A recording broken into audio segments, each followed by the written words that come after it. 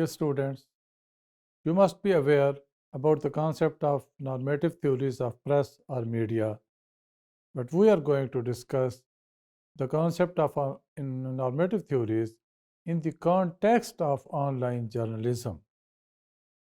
Dear students, normative theories of mass media explain how mass media operate under certain political or economic circumstances. Siebert, Patterson, and Schramm presented four normative theories in 1956. They wrote a book titled as Four Theories of Press, and these four theories were authoritarian theory, libertarian theory, social responsibility theory, and Soviet communist theory. Traditionally, these theories were related to traditional mainstream media, but these theories or these models can be implemented on online journalism, online media as well. First of all, authoritarian theory. This theory explains that all forms of communication remain under the strict control of the state or the governing authority. Media lack freedom of operation. It cannot function in an impartial manner.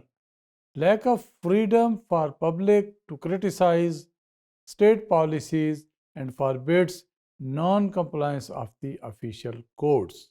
یعنی authoritarian theory میں اس system میں media کو state یا government authority کے under رہ کر کام کرنا پڑتا ہے and media are not allowed to publish اور broad anything any criticism against the government اور the ruling party.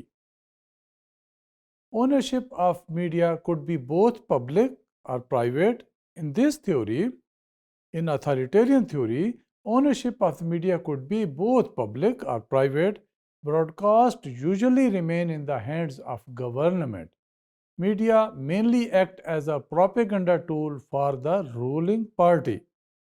For example, autocratic and dictatorial nations, sometimes democratic countries may also restrict media freedom. You see these kind of practices sometimes in our own country that media plays in the hands of the government. And then libertarian theory, it was basically the reaction of authoritarian theory, also known as the free press theory. This theory is based on individuals' fundamental right to freedom of speech and expression. یہ Europe میں شروع ہوئی theory اور اس theory کے مطابق media کو مکمل طور پر فریڈم حاصل رہی. It advocates a free media in a society free to perform its duties and responsibilities in any manner deemed suitable. This theory explains media to be free from government control or any other censorship.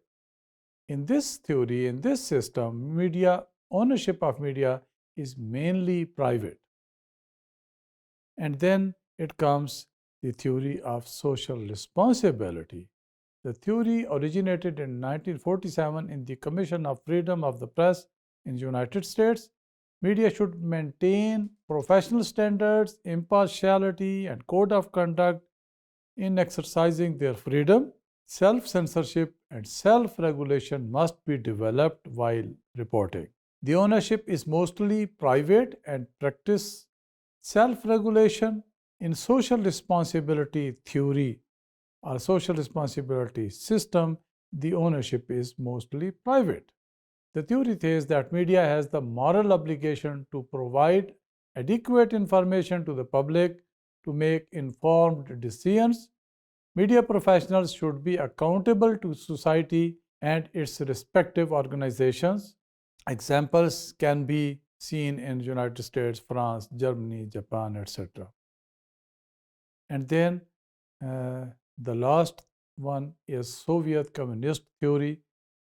Origins of this theory traces back to the teachings of Karl Marx and the 1917 Russian Revolution.